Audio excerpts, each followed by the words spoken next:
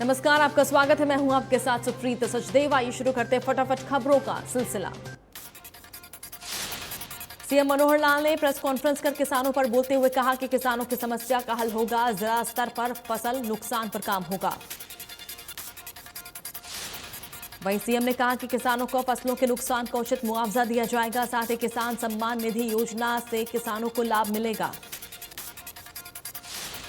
CM ने कहा कि खेलो इंडिया के कार्यक्रम का आयोजन पंचकुला में होगा और 4 जून से 13 जून तक खेलो इंडिया का आयोजन होगा। सीएम ने कहा कि खेलो इंडिया की सभी तैयारियां पूरी कर ली गई। यह राष्ट्रीय स्तर का बड़ा कार्यक्रम है। बिजली की समस्या पर सीएम ने कहा कि हम लगातार काम कर रहे हैं, बिजली की आपूर्ति सुनिश्चित कर ली गई, नए बिजली प्लांट जल्द शुरू किए जाएंगे। सीएम ने कहा कि राज्य से बाहर भी अपने संयंत्र लगाएंगे, नासिक प्रोजेक्ट पर काम कर रहे हैं, बिजली की बचत के भी बहुत सारे उपाय किए। सीएम ने कहा कि सौर ऊर्जा में सरकार ने बढ़ोतरी की है और किसानों को 8 घंटे बिजली उपलब्ध कराई, साथ ही हरियाणा में 1.5 करोड़ एलईडी बल्ब लगाए गए।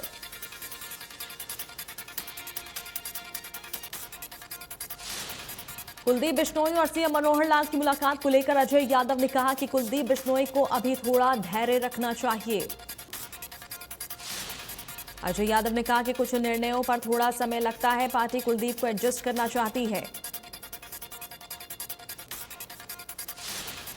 कांग्रेस कुमारी शैलजा ने मुख्यमंत्री मनोहर लाल से हुई कुलदीप बिश्नोई की मुलाकात को एक जनप्रतिनिधि का दायित्व करार दिया।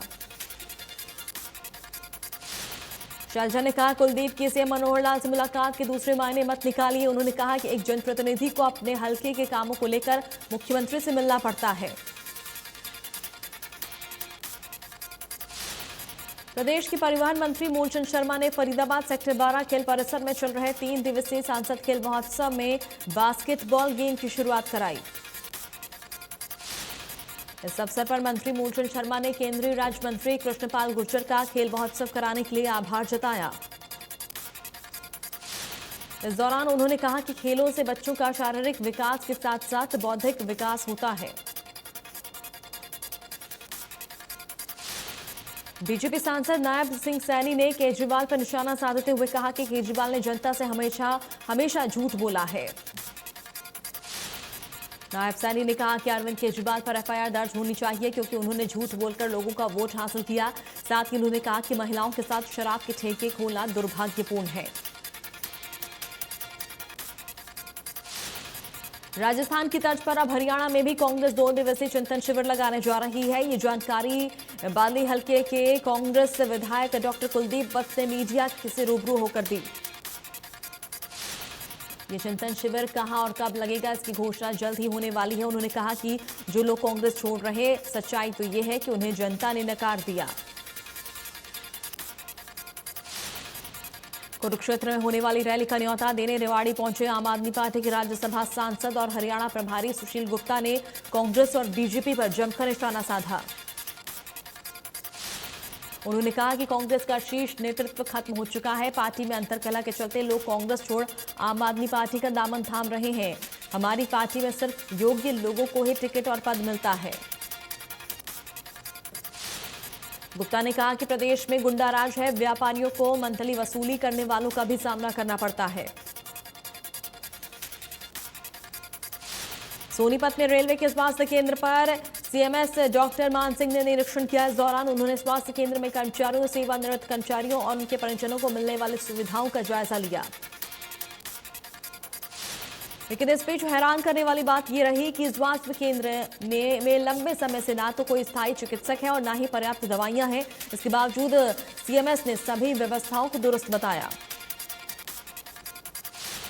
जबकि उनके निरीक्षण के दौरान स्वास्थ्य केंद्र के बाहर मरीज सुविधाओं की मांग को लेकर नारेबाजी कर रहे थे। इस दौरान रेलवे के सेवानिवृत्त कर्मचारी एसोसिएशन के पदाधिकारियों ने सीएमएस को ज्ञापन भी सौंपा।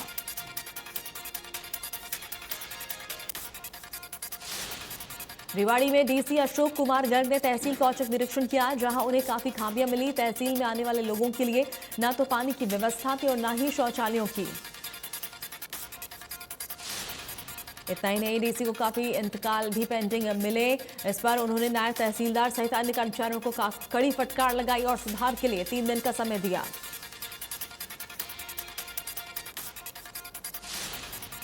अंबाला में विदेश भेजने का झांसा देकर ठगी करने का मामला सामने आया। इस मामले में पुलिस ने कैथल से 2 आरोपियों को गिरफ्तार कर कोर्ट में पेश किया। मामले में अभी तक पुलिस के पास 10 से ज्यादा शिकायतें पहुंच चुकी हैं। वहीं शिकायतकर्ता ने बताया कि ये गिरोह फेसबुक पर लोगों से संपर्क करता था और पैसे लेकर नकली वीजा देता था। रोहतक के छोटूराम चौक पर ज्वेलर से 15 लाख रुपए लूटने और 20 लाख रुपए की रंगदारी मांगने का मामला फर्जी निकला। इस मामले में पुलिस ने लूट की अफवाह फैलाने वाले ज्वेलर्स के खिलाफ मामला दर्ज कर हिरासत में ले लिया। पुलिस की माने तो असली मामला रोड रेज का है। उसी के चलते ज्वेलर्स ने यह झूठी अफवाह फैलाई थी।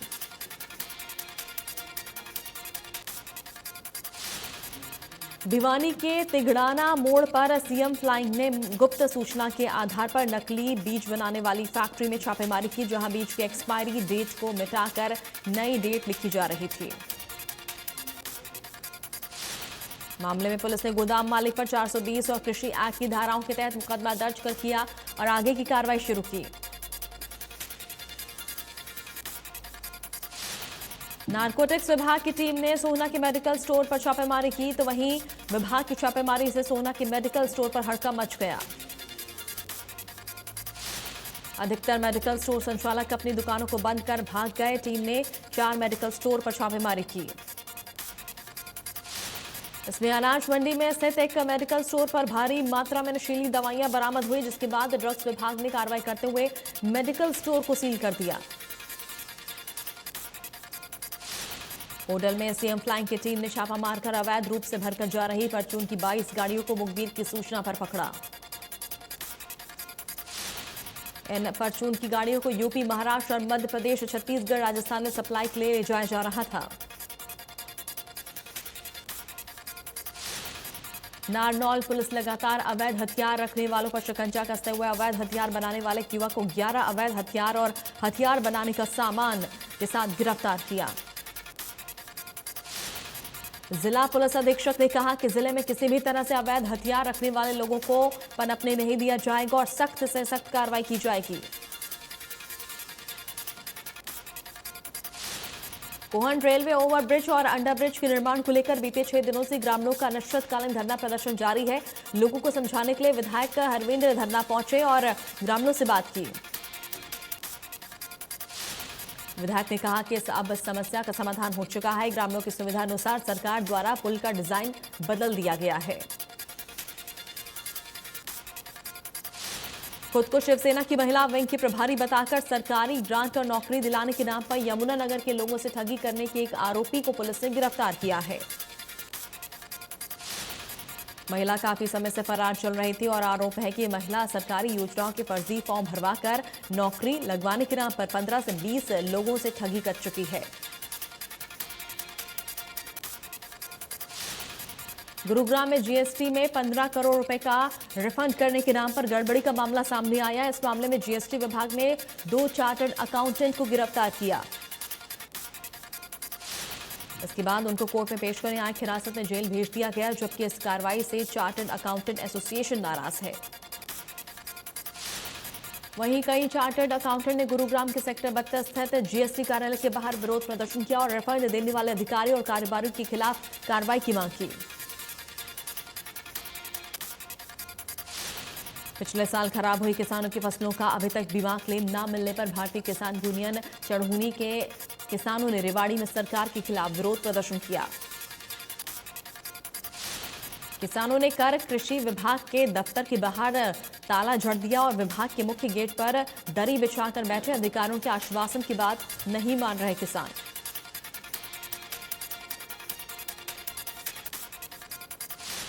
पृथला के गतपुरी टोल पर धरना दे रहे पूर्व मंत्री करण दलाल, पूर्व विधायक टेकचंद शर्मा और रघुवीर तेवतिया और सैकड़ों लोगों के साथ गुंडे सरेआम रिवॉल्वर तानकर गुंडई कर रहे हैं। गतपुरी टोल हटाओ संघर्ष समिति के लोगों ने पुलिस को शिकायत दी। सरेआम गुंडागर्दी की तस्वीरें सामने आई। हिसार के नरेंद्र कुमार ने विश्व की सबसे चौथी चोटी 8,516 मीटर माउंट लोहत्से पर पहले ही प्रयास में फतह कर भारत का राष्ट्रीय ध्वज फहराकर हरियाणा का नाम रोशन किया।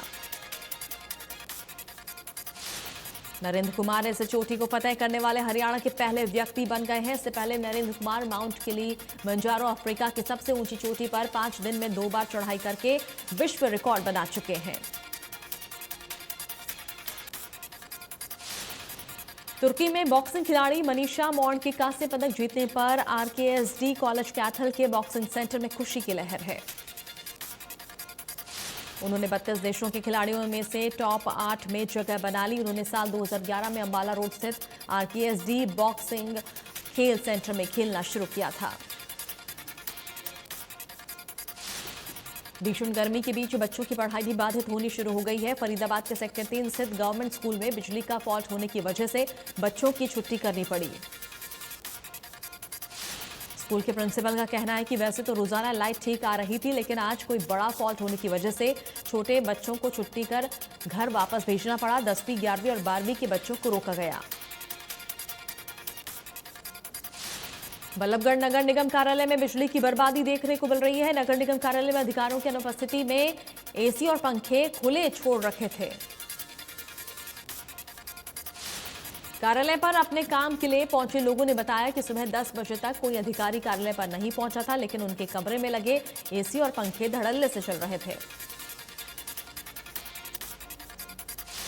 फरीदाबाद मेट्रो स्टेशन पर पुलिस प्रशासन ने बम निरोधक दस्ते की टीम और डॉग स्क्वाड की टीम के साथ सर्च अभियान चलाया।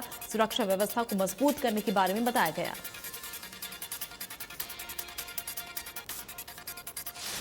शुक्रवार सुबह कई व्यक्ति ने ट्रेन से कटकर आत्महत्या कर ली। आत्महत्या के कारणों का खुलासा नहीं हो पाया है।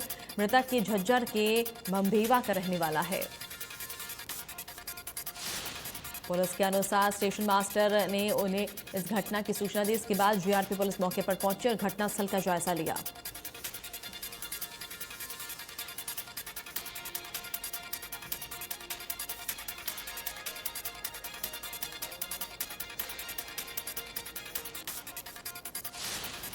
पलवल में अतिरिक्त सत्र एवं न्यायाधीश महेश कुमार की फास्ट ट्रैक पास को विशेष अदालत ने नाबालिग से दुष्कर्म करने वाले आरोपी को 7 साल की कठोर कारावास तथा 50,000 रुपए जुर्माने भरने की सजा सुनाई। सोनीपत के NH 44 मोड़थल पर ट्रैवल मालिकों द्वारा ढाबों पर बसों का ठिकाना बनाकर प्रवासी और गरीब मजदूर लोगों को 55 की क्षमता वाले बसों में 120 मुसाफिर बिठाए और विरोध करने पर उनके साथ मारपीट की। फरीदाबाद और पलवल के 84 गांव के लिए पानी सप्लाई के रेनी वेल बूस्टर पर तैनात कर्मचारियों पर 1 दर्जन से ज्यादा लोगों ने हमला कर दिया। पूरा मामला सीसीटीवी में कैद हो गया। फतेहाबाद के मॉडल टाउन इलाके में 2 दिन पहले 2 युवकों के साथ दर्जन भर युवकों ने मारपीट की, जिसका लाइव वीडियो सामने आया। फुटेज में गाड़ी सवार युवकों को पीटते नजर आ रहे हैं। रोहतक में चोरी करता एक चोर पकड़ा गया, जो कि किला मोहल्ले के एक बंद घर में बाथरूम का सामान चोरी करने का प्रयास कर रहा था। गुरुग्राम NH 8 हाईवे पर तेज रफ्तार कार डिवाइडर से टकराई, जिसके बाद ब्लास्ट के साथ कार में भीषण आग लग गई। जैसे तैसे कार चालक ने गाड़ी से कूदकर जान बचाई।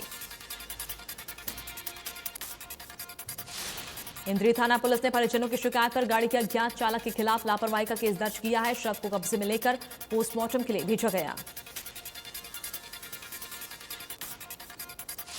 फरीदाबाद के सेक्टर 75 में 26 वर्षीय युवती अपने ही फ्लैट में फंदे से लटकी हुई मिली। युवती के पास से एक सुसाइड नोट बरामद हुआ।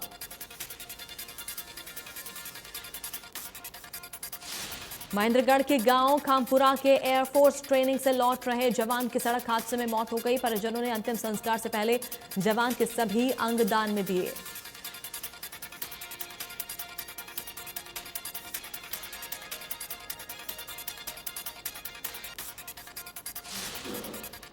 आजादी के अमृत महोत्सव की श्रृंखला में खेलो इंडिया यूथ गेम्स 2021 को प्रमोट करने के लिए बुधवार को नेताजी सुभाष चंद्र बोस स्टेडियम में जिला के नागरिक खेलो इंडिया राहगिरी कार्यक्रम के रंग में रंगे नजर आए।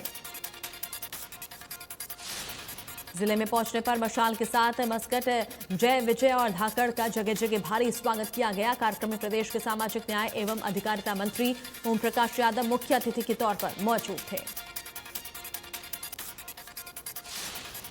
होटल के राजकीय महाविद्यालय के प्रांगण में श्री गुरु तेग बहादुर के 400वें प्रकाश पर्व के उपलक्ष्य में कार्यक्रम का आयोजन किया गया, जिसमें महाविद्यालय के सैकड़ों छात्र छात्राओं ने बढ़ चढ़कर हिस्सा लिया।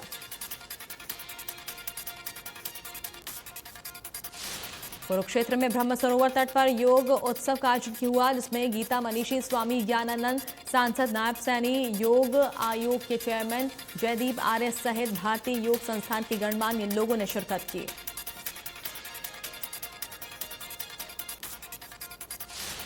गीता मनीषी स्वामी ज्ञानानंद ने कहा कि भगवद गीता संपूर्ण योग शास्त्र है और योग संपूर्ण जीवन प्रबंधन या यूं कहें जीवन विज्ञान है। इस बार गर्मी ने पिछले कई सालों के रिकॉर्ड तोड़ दिए हैं। फरवरी खत्म होते ही गर्मी बढ़ने लगी और मार्च महीने में गर्मी ने भयंकर रूप धारण कर लिया। अप्रैल मई महीने में जहां पारा 40 डिग्री से नीचे रहता था, वहीं मई महीने में पारा 47 डिग्री तक जा पहुंचा। इसी तरह अब मानसून के जल्द आने की संभावना है। इसको लेकर सिंचाई विभाग ने बाढ़ रोकथाम कार्य में तेजी शुरू कर दी है। नवजोत सिंह सिद्धू को फिलहाल राहत नहीं। सिद्धू ने सरेंडर के लिए सुप्रीम कोर्ट से मांगा था 7 दिन का वक्त। सीजीआई ने तुरंत सुनवाई से किया इनकार। टेरर फंडिंग केस में दिल्ली की पटियाला हाउस कोर्ट ने अलगाववादी यासीन मलिक को दोषी करार दिया। अब यासीन मलिक की सजा पर 25 मई को बहस होगी। मलिक ने पहले ही दिल्ली की एक अदालत के समक्ष अपने ऊपर लगे सभी आरोपों को स्वीकार कर लिया था, जिसमें यूएपीए के तहत लगे आरोप भी शामिल हैं। भारत में पिछले 24 घंटों में कोरोना वायरस के 2364 नए मामले सामने आए। 10 मरीजों की मौत हो गई, जबकि 17,693 एक्टिव केस मौजूद हैं। दिल्ली में पिछले 24 घंटे में 520 नए मामले सामने आए। 817 रिकवरी और 1 मौत दर्ज की गई, जबकि सक्रिय मामले 2377 हैं। हरियाणा में पिछले 24 घंटे में कोरोना के 265 नए मामले सामने आए, जबकि सक्रिय मामले 1200 से ज्यादा हो गए हैं। गुरुग्राम में पिछले 24 घंटों में कोरोना के 203 नए मामले सामने आए। 246 लोग कोरोना से ठीक हुए, जबकि सक्रिय मामले 459 हैं। भारत की निखत जरीन ने रचा इतिहास। वर्ल्ड बॉक्सिंग चैंपियनशिप में जीता गोल्ड। निखत जरीन ने फाइनल मैच में थाईलैंड की बॉक्सर को मात दी। समाजवादी पार्टी के वरिष्ठ नेता आजम खान आज 27 महीने बाद जेल से रिहा हुए। आजम खान के तमाम कार्यकर्ताओं में उत्साह देखा गया। सीबीआई ने लालू यादव से जुड़े 17 ठिकानों पर छापेमारी की। बताया जा रहा है कि कार्रवाई भ्रष्टाचार से जुड़े मामले में की गई है। लालू यादव जब केंद्रीय रेल मंत्री थे, तब जॉब के बदले लोगों से जमीन ली गई थी। इसी मामले में सीबीआई ने मामला दर्ज किया। केंद्रीय अल्पसंख्यक मंत्री मुख्तार अब्बास नकवी ने एआईएम प्रमुख असदुद्दीन ओवैसी पर साधा निशाना। कहा, ज्ञान व्याप्ति और कृष्ण जन्मभूमि जैसे मुद्दों को लेकर देश में नफरत फैलाने की जा रही है कोशिश। जम्मू कश्मीर के रामबन में निर्माणाधीन सुरंग का हिस्सा गिरने से वहां काम कर रहे करीब 6 से 7 लोग फंस गए, जबकि 4 लोग घायल बताए जा रहे हैं। मौके पर रेस्क्यू ऑपरेशन जारी। सुरंग के अंदर फंसे लोग सुरंग के ऑडिट का काम करने वाली कंपनी के कर्मचारी हैं।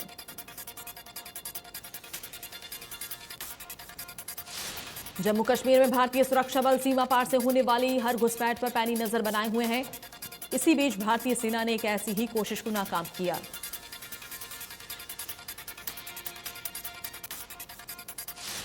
बताया गया है कि घुसपैठ की कोशिश करने के दौरान सेना के जवानों ने आतंकियों पर फायरिंग की और एक आतंकी को मौत की घाट उतार दिया।